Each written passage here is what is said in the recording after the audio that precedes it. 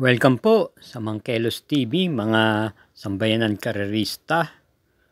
Balik ere po tayo muli upang magbigay naman ng ating mga giya sa araw na to, August 16, 2024, Friday, na hatid sa inyo ng Metro Manila Torp, kung saan meron pong 7 pangarera at magsisimula po ng alas 5 ng hapon. Hindi naman po kanipisan ng pagkaka-line up, pero pagdating sa dakong huli, medyo dumami-dami naman po. Wala po tayong masabing pinapatok o lamang na lamang, kaya humanda po tayo dito na baka mayroon pong pumuslit na dihado. Sa gana pong ito, samahan niyo na po ako at tayo magsisimula na rin po. Salamat po. Karera numero 1. Ito isang Class 5 split Group 5 for placers at may distansyang 1,200 meters. Post time is 5 o'clock p.m. At start po ng winner take all to, races 1 to 7. Meron lang po tayong 7 kalahok dito. Ang akin pong napipiling pampremera rito yung kalahok numero 2 na coupled entries, Eno Teresa Chair na isang dibandera, at yung kakwado niyang Full of Alibi na isa naman deremate. Maganda pong kombinasyon. Isang dibandera at isang darating pagdating sa meta kung magkakaubusan. At naman pong panigunda rito yung kalahok numero 7 Tokyo Rumba na malamang siya po ang kukuha ng unang lundag at nakabuliglig agad sa kanya si Eno Teresa Chair. Tokyo Rumba papatnubayan naman po ni Joel Ciego. Ito'y dumating lang po ng tersera pwesto nung July 17 kay Black Diamond. Kaya muli ang ating pumpilo rito sa karera numero 1, pampremera yung coupled entries numero 2, panigunda yung numero 7. Karera numero 2, start po ng peak 6, races 2 to 7, distance 1,200 meters, post time 5:35 p.m, class 5, group 6 to 10 split, at may 8 entries pong nakalahok dito. Ating pong pampremera rito yung kalahok numero 5, Rule the World, na napakaganda ho naman po ng kinikilos matapos manggaling sa bakasyon. Itong mga nagraan huling tatlong takbo niya ay parati po siyang nasa timbangan at muling papatubayan ni PM Caballeo. Ang pinakahuli po ay nung dumating siya ng tersera noong August 7 kay Golden Buzzer. May angkin tuling at naipepacing. Bilang panigunda naman natin dito, yung sigurado magdadala ng unahan yung number 1 Advance Party. Ito po'y nasigunda lamang noong June 22 kay Etnad. At gayon din naman nung June 14, dumating din na segundo kay BG. Papatnubayan po siya ni CP Henson. At panersera po natin yung numero 6, Munich, na may angkin din naman tuling at pwedeng i-pacing. Noong August 9, quinto pwesto lamang po siya dumating kay Coldplay. At noong July 31, na segundo naman po siya kay Blame the Ghost. From A.R. Ramos, kinambi na po siya kay JC De La Cruz. Kaya para rito sa karera numero 2, pampremera numero 5, panigunda numero 1 at panersera yung numero 6. Karera numero 3, post time is 6:10 p.m. and distansyang 1,200 meters. Start ng peak 5, races 3 to 7, isang class 5 split group 6 to 10 at meron po muling 8 entries. Ang ating pampremera yung kalahok numero 1 Batang After 7 na nagbabalik pista. Base po nung mga nakaraan record niya nung akin hinalukay. Ang pinakahuling takbo niya pa ay yung last year nung December 3, kung saan ang medala sa kanya ay si JB Guerra, at sa 10 kalahok kung saan siya mismo ang pinakalyamado ay dumating po ng pinakahuli sa lahat o pansampu. Hindi po maganda ang kanyang ikinilos. Pero kung yung iba pang niyang preba nung taon na yon, ating isa-isahin ay may buti po itong kabayong to. Ito po may angking bilis. Kaya baka sakaling mapabayaan at makatapos na rin po ito rito. At naman pong panigunda rito yung dihadong numero 8 King Washko na papanba ni JD Flores. May angkin tuling, pwedeng iparimate o ipacing.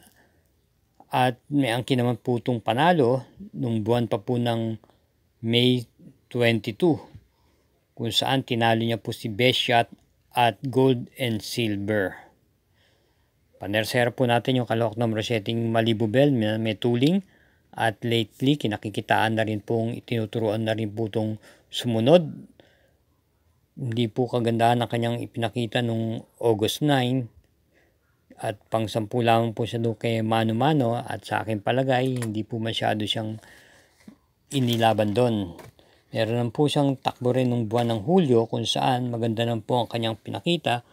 At dumating po siya ng 4th pwesto kay Batang Kangkalu nung August 2. The same rider, CB Garganta. Kaya para dito sa karera numero 3, Pamprimera numero 1, Panigunda numero 8 at Panersera numero 7. Karera numero 4, start po ng peak 4, races 4 to 7, distance 1,200 meters. At meron po tayo ditong 8 entries, isang class 5 split group 6 to 10. Ating pong pamprimera rito yung kalahok numero 8 yung lapping inside na papatnubayan po muli ni JB Guerra. Ito po may takbong pwede pong isabay sa unahan to at pwede rin naman po itong i-pacing. Meron po siyang takbo nung nakaraang buwan nung June 4 kung saan ito po dumating lamang po ng tersera pwesto sa nanalong kabayong Bossa Nova. At bilang panigundo naman natin dito ay yung number 4 Balibel na may tuling at rerendan po ni JT Sarate. Ito po tumakbo nitong June 30 at dumating lamang po siya ng segunda pwesto kay Monrobian Bell.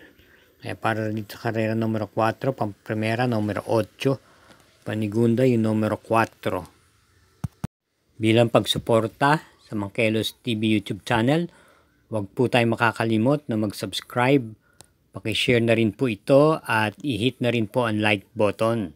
Salamat po! Karera numero 5, may distansyang 1,200 meters. Ito po ay isang class 4, group 16 to 21 split at meron po tayong 8 kalahok dito. Ating pong pamprimera rito yung kalahok numero 5 Papa o Mamaw na rerendan po ni JT Sarate. May angking tuling po at bilis. Ito'y dumating lamang po ng segunda pwesto nung nakaraang laban niya nung August 3 kung saan natalo lamang po siya sa isang photo finish ng isang ulo kay heavyweight. At bilang panigunan naman po natin yung number 4 maaasahan na pwedeng maasahan po na dumating pagdating sa meta at may angkin din naman tong tuling na pwedeng sumabay. At papatnubayan naman po siya ngayon ni CP Henson. Na segunda po ito nung August 2 kay Bada Bing. Kaya para rin sa karera numero 5, Pamprimera numero 5, panigundo yung numero 4. Karera numero 6, penultimate race. May distansyang 1,400 meters, isang class 5, split group 11 to 15. Meron pong 10 nakarehistrong kalahok dito. At ang ating pamprimera rito yung numero 4 H.E. Holy na malamang madihado pa ito rito at rendan po ni EA Abrea. Ito po may angking remate at na isusunod-sunod lang din po ito. Bagamat noong July 31 siya ay 4th pwesto lamang po dumating kay Oktubre 14 at si AB Abrea po ang rumenda. Meron naman po itong naitatagong panalo noong June 18 kung saan tinalo niya naman po si Alindog. Bilang panigunda po natin dito yung kalahok numero 2 Bohemian na nasa kondisyon din po at nitong lately ay parati pong nasa timbangan. Ito po yung dumating na rin po ng segunda ng mga nakaraan kay Magandang Dilag. At meron naman po itong naitalang panalo nung August 2 kung saan tinalo niya po si Sherse. J.A. Gusi pa rin po ang rerenda, pwede pong i-pacing at iparimate. At bilang panersera po natin dito yung kalahok numero 3 na coupled entries Buhayan Bato, Real Equity. Buhayan Bato na ipipacing at na iparirimate samantalang yung coupled entries niyang real equity ay ultimong demanderista. Kapaparehas renda ni JP Guse at Mark Alvarez. Kaya para dito sa karera numero 6, pamprimera yung kalahok numero 4, panigunda yung numero 2 at panersera yung coupled entries na numero 3. Karera numero 7, last daily double, parating ang puto ng winner take all, pick 6, pick 5 at pick 4 at meron putong 12 entries. Ito po ay isang class 4, group 22 to 27, may distansyang 1,400 meters. At bali sa mga kalahok dito, marami-rami po rin ang medyo may kabilisan dito. Gayunpaman, ang ating pong napiling pamprimera ay yung kalahok number 2 Grand Laughter na pwede rin naman itong iuna at i-pacing o iparimate muling rendan po ni PM Cabalejo. Dumating po ito ng segunda pwesto nung nakaraan August 9 kay Yanis Silver. At panigunda po natin dito yung kalahok number 2 King Hans. May tuling at naipipacing. 2 beses na po dumarating ng segunda pwesto at muling rendan po ni O.P. Cortez. Nung una ay nasigunda po siya nung July 27 kay Warhammer. At nung pinakauli ay nasigunda rin naman po siya nung August 4 kay Heart of a Champion.